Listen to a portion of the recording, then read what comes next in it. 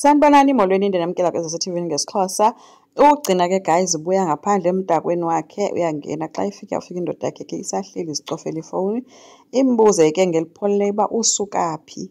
Atsho ke omnye into yoba hayi bendithathe nje iwalk kule nto le drama yalapha endlini sinathi makendithethe ndiphume ndibethwe ngumoya.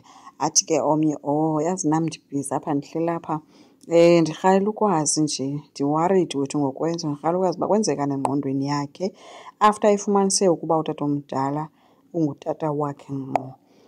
Uthe ugcina akaphenduli kusenjalo kwavela kwangena i-SMS kaPhakamani ke kugcina ethi, I always knew you were a bad girl but I didn't think you were this bad.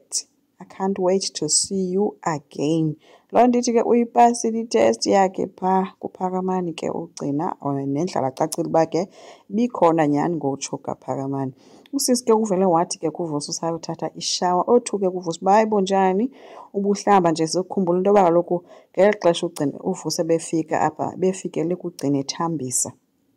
Kanti uzongenelwa yi-SMS ugcina ngeli xesha bagqiboxambelisana nje ngeento zabo abe sephuma esiya kuPhakamani phandle. Kodwa ngoku uyabuya phandle ufuna ukuhlamba futhi. So avele axoke kumedem athi sekulelo xesha enyangeni. Hayi ke isaram esinguVusi ke guys simbuza uba hayibo uzodinga ntoni ke ngoku because kaloku wena xa sowuphethwe zezo pains nje uye ufune into ezininzi.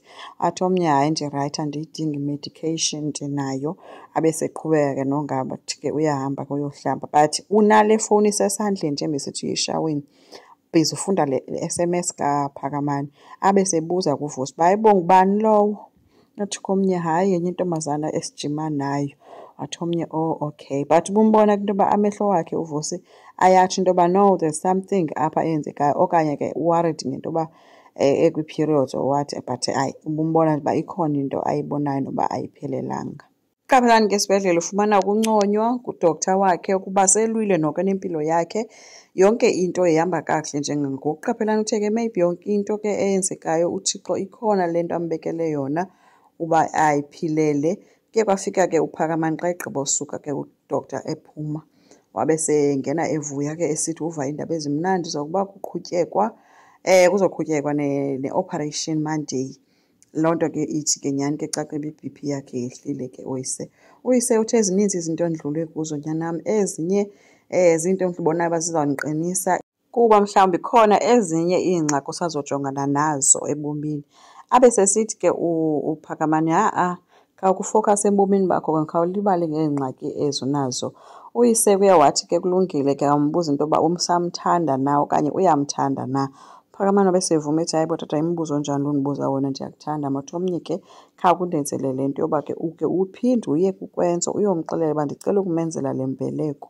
Ethi kum kubalulekile into yoba ndimhlabele lo mfana ibhokhwe ezokwazi ukumhlanganisa igazi lakhe namadlozi akhe ngokupheleleyo esenzelwa ndim. uPhakamani uthe ke wayeyile kukwenza kodwa ke uzophinda azame aye because utatakhe ke uyathanda uba makaphinde aye. So uPhakamani uyile ke guys ke kwenzo apha afikele kuye ke ezomxelela into yoba ke ucela bakhe bathethe ngento notata wabo. So bebeyihleka into ethi ke bagqibelana ubonana ngemini yamapolisa. So omnye kwabe sithi ayocela uxolo kutsho uPhakamani ke kukwenzo. Bathe ke besazama into yoba bafuna uthetha ngale nto katata bo kwangena uVusi esithi hayibo abazali abahleli bobayi-2. Hayi ke wazithulela ke uPhakamani khangamphendule ethi ke uVusi anisasimemi madoda. Ukwenza uye wamcela ke sithi ucela into yoba bazame ukhetsh apha later bona bobayi-2 sacela ukathethe noPhakamani. Waphuma kuVusi. uVusi xa ephuma ke wabe uPhakamani emjonge ubona uba unobunalento isibhanxa ndini umfazi wakho ngowam wena. Waphuma ke guys ke uVusi bashiyeka bethetha kathi komnye no ndiyakwazi uba uzothini apha and le nto uyifunayo andikwazi uba noba funeka ndiyenze kanjani ngoba kaloku imbeleko uyayazi uba ndandiyenzelwe. Athi ke omnye ewe ndiyayazi uba wawuyenzelwe but wawuyenzelwe ngunjengaye ongengotata wakhe. Uthi komnye ufuna ukuthi ke ngoku thina sobayi-2 asinazi nanya eziyi-1 because kaloku ngokwazi kwam aba bantu aba bayezana unjengaye notata omdala.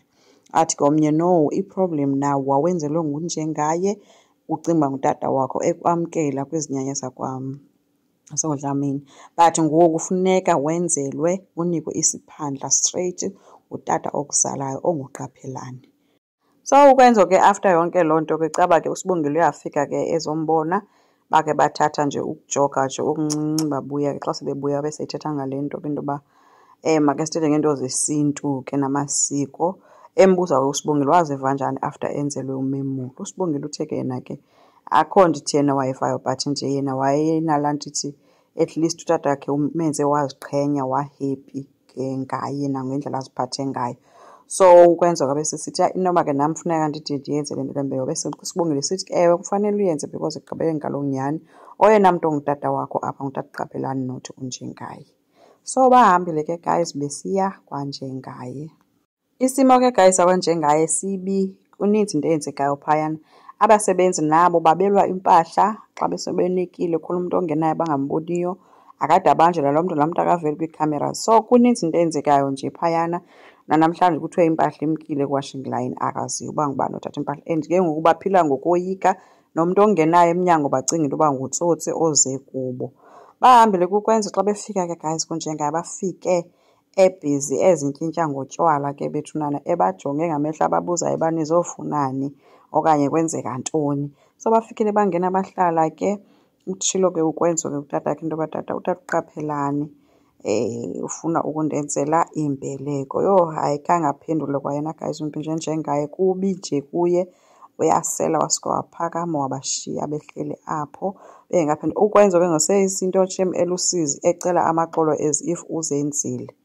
But akabonakali ndawo ke uphetheni ke kuyo yonke le nto lena.